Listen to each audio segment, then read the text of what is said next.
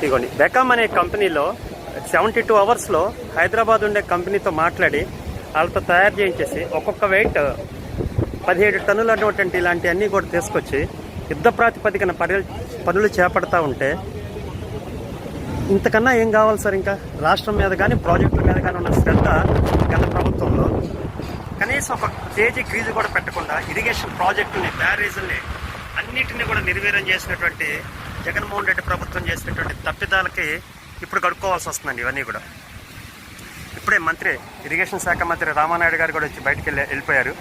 అంటే రే అనక పగలనక, పండగనక పబ్బవనక చేస్తున్నా కూడా ఇంకా విమర్శించే వాళ్ళ కోసం, ఏది పడితే అది విమర్శించి ఎట్లా పడితే అట్లా మాట్లాడే వాళ్ళ కోసం ఇది జస్ట్ నేను షూట్ చేస్తున్నానండి.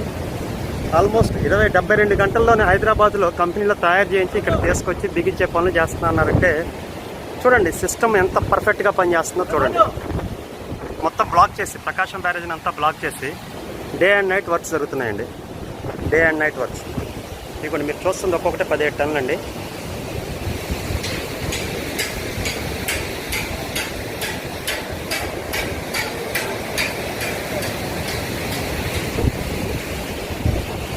అట్లాగే ఈ బోట్లు కూడా తీయించే పనిలోనే ఉన్నారండి. ఇమీడియట్గా ఈ బోట్లు కూడా తీయించేసే పనిలో అయితే మాత్రం ప్రభుత్వం ఉంది. ఇవి బిగించిన తర్వాత వాటిని కూడా అంటే అవి చాలా పెద్దవండి, అవి తీయాలన్నా కూడా చాలా ఆ ఫ్లడ్ కొంచెం తగ్గితే తీస్తామని చెప్తా ఉన్నారు వీళ్ళు.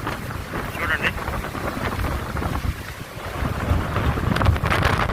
ఇది ఎప్పుడైనా ప్రస్తుతానికి ఇన్స్టాల్ చేసే పనిలో ఉన్నారు. ఇక్కడే రెడీ చేసేది అయిపోయిందని పూర్తిగా రిమూవ్ చేసేది. ప్రస్తుతానికి ఇక్కడ ఇన్స్టాల్ చేసే పనిలో ఉన్నారండి. అంటే జనాలు కూడా తెలుసుకోవాలండి ఏం జరుగుతుంది ఏంటి అనే దాని మీద అందరికీ ఒక అవగాహన ఉండాలి.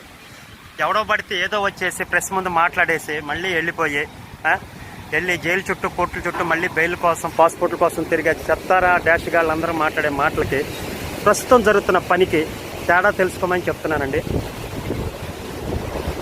సో అందరూ తెలుసుకుంటారని ఆశిస్తున్నాను సార్.